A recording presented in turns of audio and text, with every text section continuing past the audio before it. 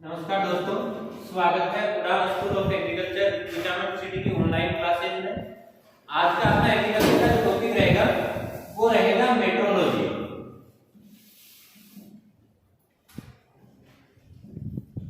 यदि अपन बात करें मौसम विज्ञान की, तो सबसे पहले अपन बात करेंगे कि मौसम विज्ञान जो शब्द है, मौसम विज्ञान शब्द की उत्पत्ति ग्रीक भाषा के दो शब्दों से मिलकर हुई है। कौन सी भाषा के? ग्रीक भाषा के दो शब्दों। अब वो दो शब्द कौन से हैं? तो पहला है मेट्रोस और दूसरा है लोगस। यहां मेट्रोस का अर्थ होता है things up above, things up above यानी ऊपर की वस्तुएं। क्या कहेंगे? ऊपर की वस्तुएं। ऊपर की वस्तुएं मतलब भूत प्रेत नहीं, धरातल के ऊपर की जो वस्तुएं हैं वो। और लोगस का अर्थ क्या होगा? नॉलेज यानी ज्ञान। ध्यान रखना, मतलब मोस्टली एक क्वेश्चन इनमें से पूछा जाता है कि कौन सा जो शब्द है इसकी उत्पत्ति कौन सी भाषा से हुई है। तो यहाँ पे अपने एक चीज का ध्यान रखेंगे कि लॉजी जो शब्द लगा है, अधिकतर आपके जो शब्द है उनमें जहां कहीं भी लॉजी लगा होगा तो वो मोस्टली ग्रीक भाषा का ही शब्द होगा। एक तो इसके अपवाद है जिसके अपन बाद में बात करेंगे, जैसे पोमोलॉजी। अदरवाइज जो भी लॉजी लगे हुए शब्द हैं वो सारी कौन सी भाषा के हैं? ग्रीक भाषा के हैं। तो अपन क्या कह सकते हैं मौसम विज्ञान के लिए? अपन ये कह सकते हैं कि कृषि विज्ञान की वह शाखा जिसके अंतर्गत धरातल के ऊपर घटित होने वाली जो घटनाएं हैं उनका विश्लेषण किया जाता है, क्या कहलाती है? मौसम विज्ञान कहलाती है। यदि अपन परिभाषा की बात करें तो क्या कह सकते हैं कि धरातल पर घटित होने वाली घटनाओं का अध्ययन अपन कृषि विज्ञान की जिस शाखा में करते हैं उसे मौसम विज्ञान कहते हैं। अब यदि अपन बात करें सबसे पहले तो मौसम विज्ञान में अपन सबसे पहले बात करेंगे मौसम की। मौसम कहते किसे?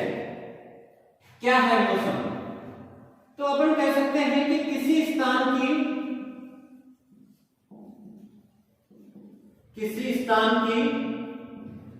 अल्पकालीन वायुमंडलीय दशाओं का योग। अल्पकालीन वायुमंडलीय दशाओं। अब वायुमंडलीय दशाएं कौन सी होती है? तो अपन इसमें यूं कह सकते हैं जैसे तापमान है, वर्षा है, आपके आर्द्रता अपन ले सकते हैं, वायु की गति ले सकते हैं। इन सभी का योग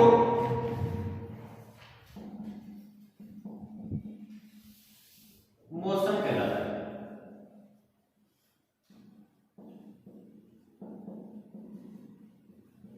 क्या कहेंगे कि किसी स्थान की अल्पकालीन वायुमंडलीय दशाओं का योग।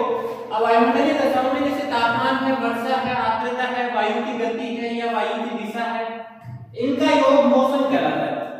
ये यदि अपन कहें तो यूं कह सकते हैं कि ये वायु का एक परिवर्तनशील घटक है या वायुमंडल का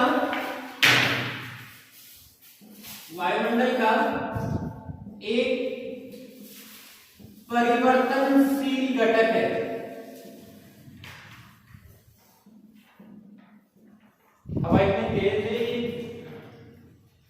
सारे गिरेंगे कोई नहीं। हाँ, क्या मौसम ये एक ही दिन में कई प्रकार का हो सकता है?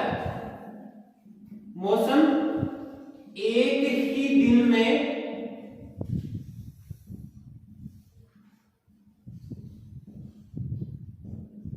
कई प्रकार का हो सकता है।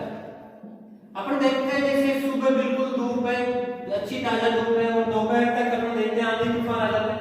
ये सारा क्या है? मौसम।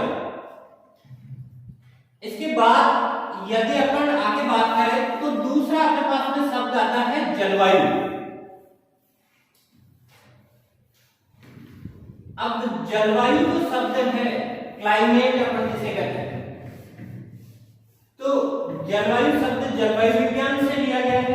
जलवायु विज्ञान की यदि अपन बात करें तो जलवायु विज्ञान को क्या कहेंगे? क्लाइमेटोलॉजी। क्या कहेंगे? क्लाइमेटोलॉजी।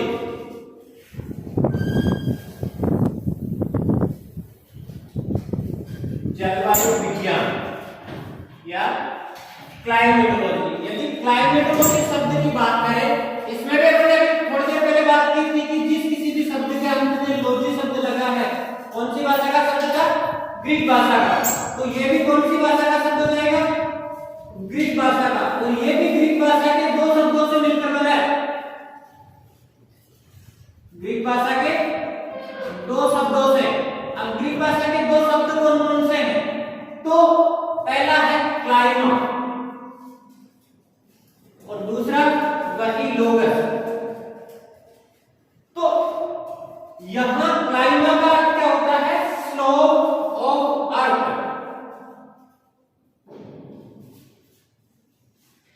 और लोगस का अर्थ नॉलेज।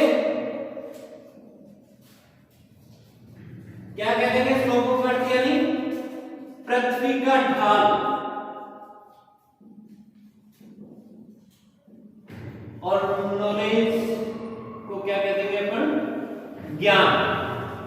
यदि अपन बात करें केवल एक शब्द जलवायु की, तो ये ठीक मौसम का बड़ा रूप अपन ले सकते हैं। इसकी परिभाषा में अपन यूं कह सकते हैं कि किसी स्थान की दीर्घकालीन, मौसम में क्या कह रहे थे? अल्पकालीन। और यहां जलवायु में क्या कहेंगे कि किसी स्थान की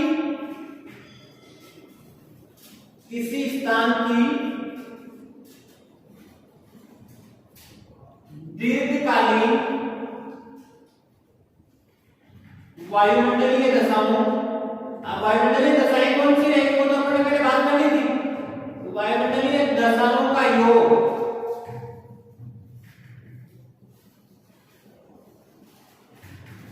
जलवायु कहलाता है। किसी स्थान की दीर्घकालीन, दीर्घकालीन यानी जो लंबे समय तक निरंतर बनी रहती है।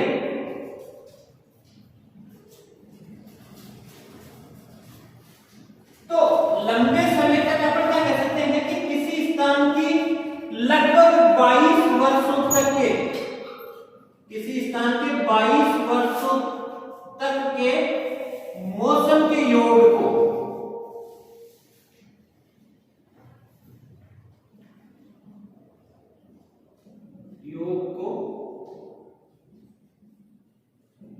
जलवायु कहेंगे।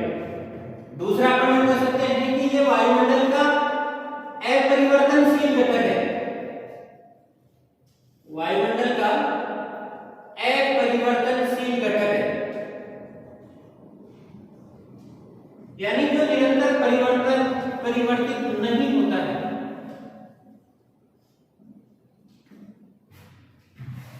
या तो अभी 2018 में क्वेश्चन पूछा गया था, किसी स्थान की दीर्घकालीन वायुमंडलीय दशाओं का योग कहलाता है, ये पूछा गया था। तो लंबे समय तक जो वायुमंडलीय दशाओं का योग है वो क्या कहलाएगा? जलवायु कहलाएगा। अल्पकालीन जो दशाएं हैं वो क्या कहलाएगा? आपके मौसम कहलाएगा। अब ध्यान देना, मेट्रोलॉजी में यदि अपन बात करें तो आपके मोस्टली 4 या 5 तो ऐसे इंस्टीट्यूट हैं जिनके बारे में ज्यादातर पूछा जाता है, और मोस्टली इंस्टीट्यूट से संबंधित क्वेश्चन पूछा जाता है। तो पूछा क्या जाता है? उनका पूरा नाम या स्थित कहां। तो सबसे पहले अपन लेंगे मौसम विज्ञान से संबंधित प्रमुख संस्थान, उसके बाद अपन बात करेंगे आपके मानसून की, मौसम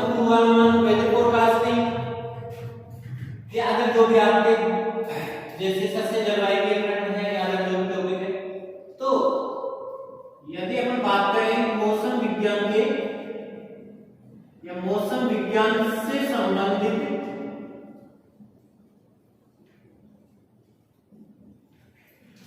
प्रमुख संस्थान। तो प्रमुख संस्थानों में सबसे पहले आता है WMO। क्या कहेंगे? World meteorological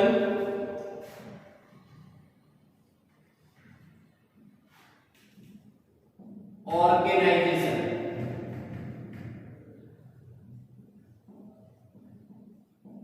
world meteorological organisation. और ये कहां है? ये स्थित है जिनेवा। जिनेवा कहां है? स्विट्जरलैंड में। दूसरे यदि इंस्टीट्यूट की अपन बात करें तो आपके IMD आता है। पूरा क्या नाम है? Indian meteorological department. ये बहुत बार पूछा गया है, इंडियन मेट्रोलॉजिकल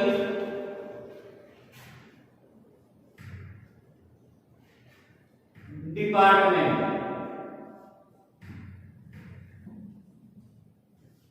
और ये कहां है?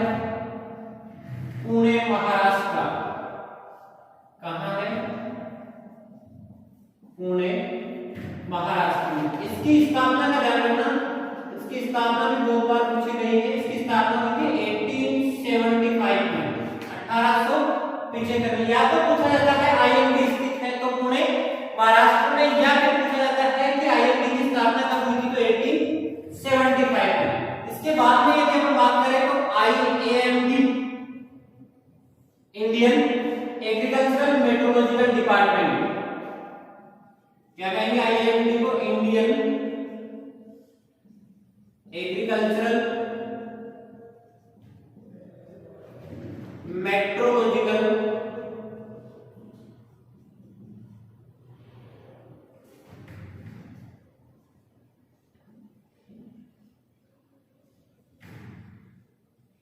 डिपार्टमेंट। ये कहां स्थित है? नई दिल्ली। IIMD कहां स्थित है? नई दिल्ली। और इसकी स्थापना कब हुई थी? 1932 में, 1932 में। ध्यान रखिए 1932 में तो पुणे। आपको पता होगा ये 1932 को ही IARI में, इंडियन एग्रीकल्चर रिसर्च इंस्टीट्यूट जो है IARI पूसा नई दिल्ली में जो है, इसमें गाय के नस्ल का विकास हुआ था, गाय की साहिवाल नस्ल का विकास। हाँ, एनिमल का टॉपिक है, लेकिन यदि अपन बात करें 1932 की तो ये यहां से ध्यान रखना कि एक तो क्या IAMD की स्थापना हुई थी नई दिल्ली में, और IARI में गाय की साहिवाल नस्ल का विकास हुआ था कब? 1932 में। इसके बाद यदि अपन बात करें तो आता है आपके ISRO, ISRO। ISRO का स्थित है, पूरा नाम क्या हो जाएगा? Indian space research organisation. Indian space research organisation. और ISRO स्थित कहां है? बेंगलोर। ISRO पूरा नाम हो जाएगा इंडियन स्पेस यानी अंतरिक्ष रिसर्च ऑर्गेनाइजेशन।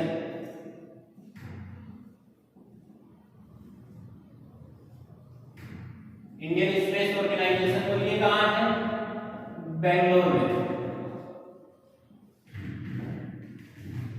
भारतीय अंतरिक्ष अनुसंधान ऑर्गेनाइजेशन। इसके बाद एक आते हैं NRSA। NRSA क्या कहेंगे? पूरा नाम क्या हो जाएगा? National research satellite agency. पूरा नाम क्या हो जाएगा? National research satellite agency.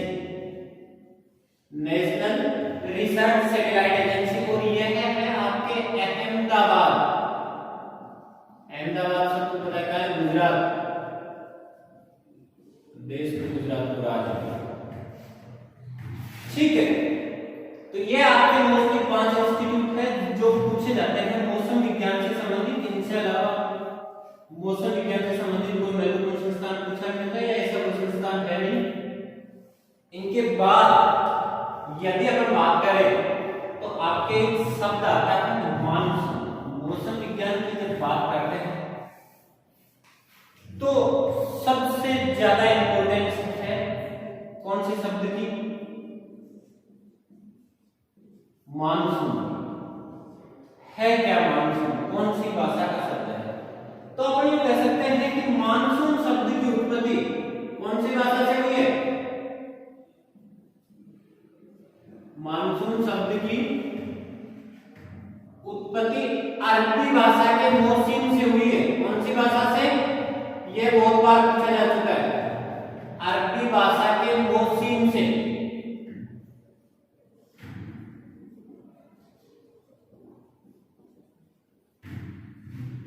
तो कौन सी भाषा का शब्द हो गया? अरबी भाषा।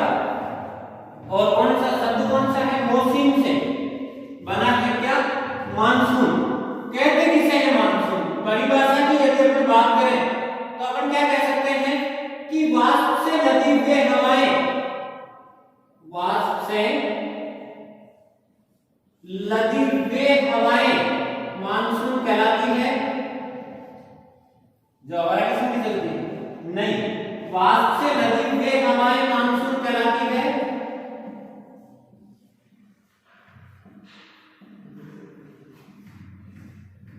जो 6 माह है थल से सागर की ओर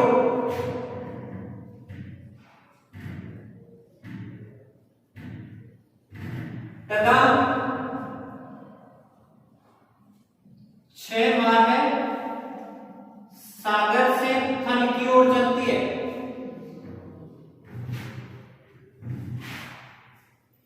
सागर से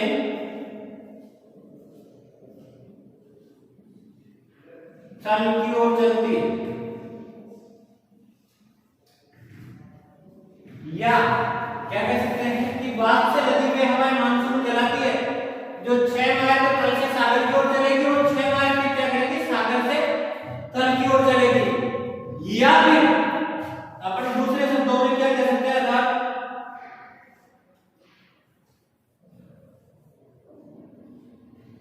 कि वाष्प से लदी हुई मानसूनी, वाष्प से लदी वे हवाएं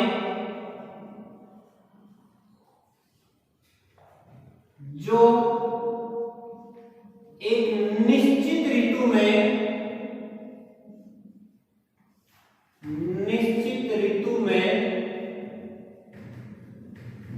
निश्चित दिशा की ओर चलती है।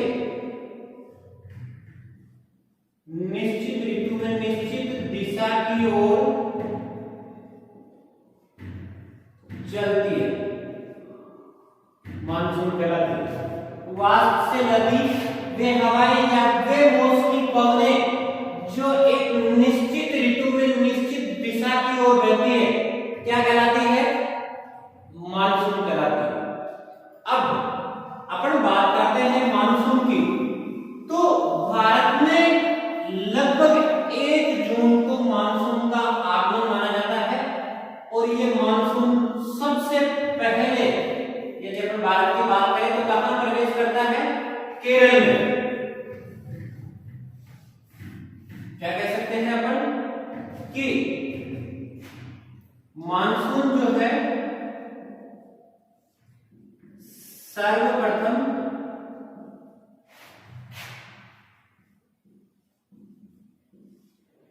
एक जून को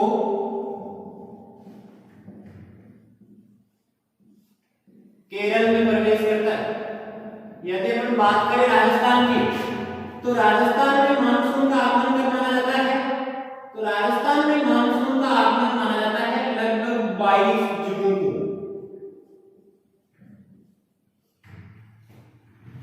ठीक है, यदि अपन मानसून की बात करें तो मानसून की दो प्रमुख शाखाएं हैं। कौन कौन सी?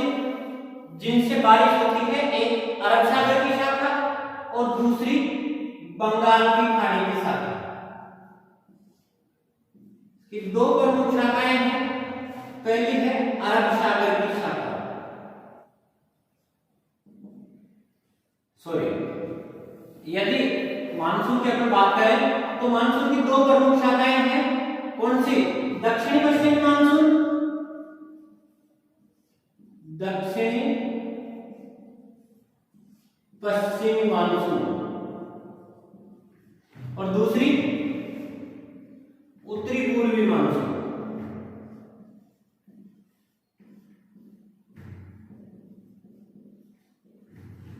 यदि अपन बात करें दक्षिणी पश्चिमी मानसून की, तो अपन कह सकते हैं कि भारत में होने वाली कुल वर्षा का, किसका? भारत में होने वाली कुल वर्षा का 75% भाग मानसून की इसी शाखा से प्राप्त होता है। भारत में होने वाली कुल वर्षा का 75% भाग मानसून की इसी शाखा से प्राप्त होता है।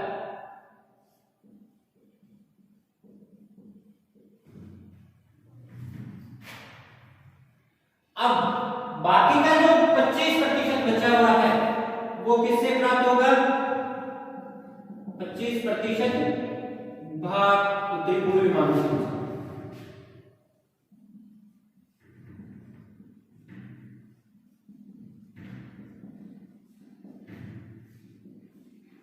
अब ध्यान देना, यहां से तो क्वेश्चन बहुत कम पूछा जाता है, लेकिन दक्षिणी पश्चिमी मानसून जो है ये अपन इसको यदि विस्तार से देखें, ये मोस्टली 1 जून से लेकर सितंबर तक वर्षा होती है। इससे किससे? दक्षिण पश्चिमी मानसून से 1 जून से सितंबर तक वर्षा। दूसरी यदि अपन बात करें तो सर्वाधिक वर्षा कौन से माह में? अगस्त माह में सर्वाधिक वर्षा। कौन से माह में? अगस्त माह में। दक्षिण पश्चिमी मानसून को पुनः दो भागों में बांटा गया है। दक्षिण पश्चिमी मानसून की यदि हम बात करें तो दो भागों में बांटा गया है। कौन कौन सा? एक तो अरब सागर की शाखा और एक बंगाल की खाड़ी की शाखा। अरब सागर की शाखा और बंगाल की खाड़ी की शाखा। यहां से बहुत बार क्वेश्चन पूछा गया है। पहला है अरब सागर की शाखा,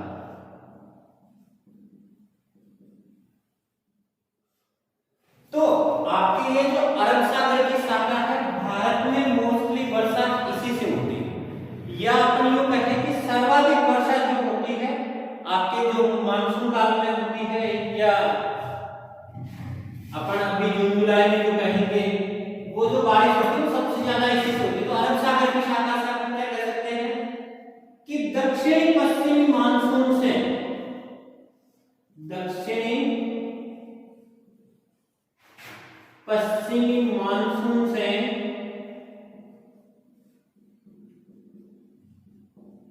होने वाली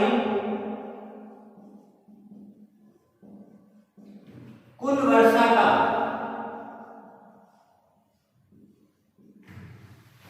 80%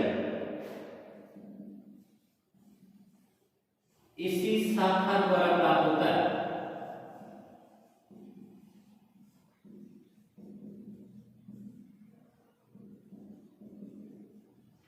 अब किस एक तो अरब सागर की शाखा हो गई, तो दूसरी कौन सी बच गई? तो दूसरी है बंगाल की खाड़ी की शाखा। कौन सी है? बंगाल की खाड़ी की शाखा। तो बाकी की बची हुई 80% इसकी जो है अरब सागर की, सॉरी,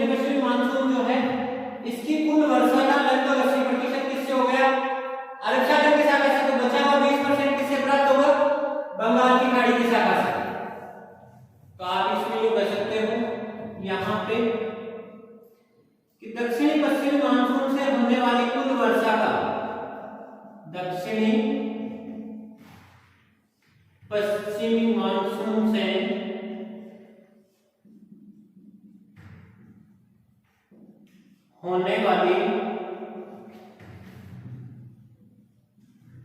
कुल वर्षा का 20%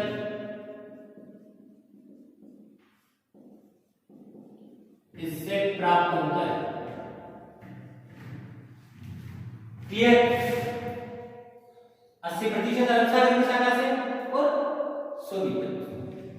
20% बंगाल की खाड़ी की शाखा से। क्लियर? अब बात आती है उत्तरी पूर्वी मानसून की। तो आपके जो ये उत्तरी पूर्वी मानसून है इसे रिटर्निंग मानसून के नाम से भी जाना जाता है। रिटर्निंग यानी लौटता हुआ मानसून, यानी इससे सितंबर में बारिश नहीं होती। जब अपन क्या करते हैं, रबी की फसलें जब होती है उस समय इससे बारिश होती है। ध्यान रखना, उत्तरी पूर्वी मानसून क्या कहेंगे? तो सबसे पहले तो याद रखो इसे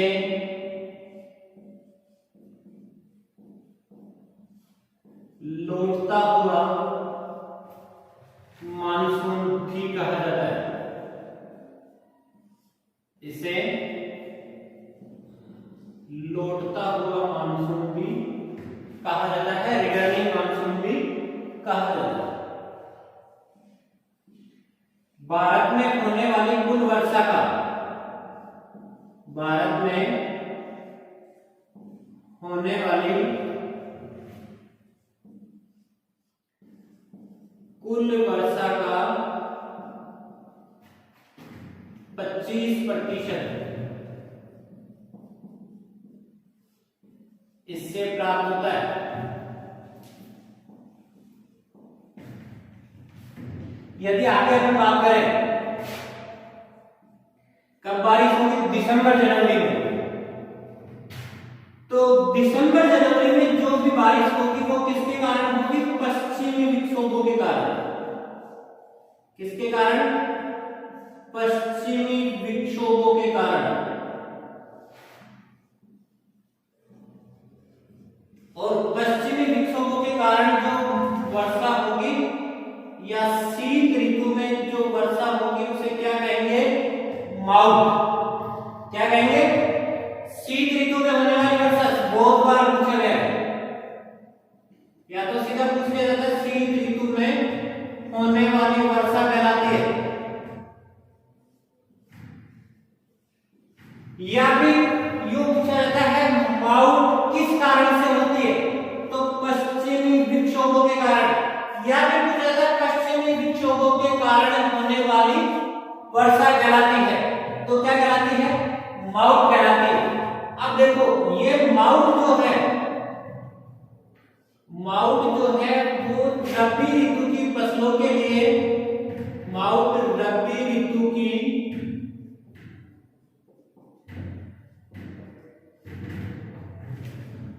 फसलों के लिए वरदान मानी जाती है। इसलिए इसे क्या कहते हैं? माउट जो होती है इसे किस नाम से जाना जाता है? गोल्डन ड्रॉप्स के नाम से। किस नाम से जाना जाता है? गोल्डन ड्रॉप्स या स्वर्णिम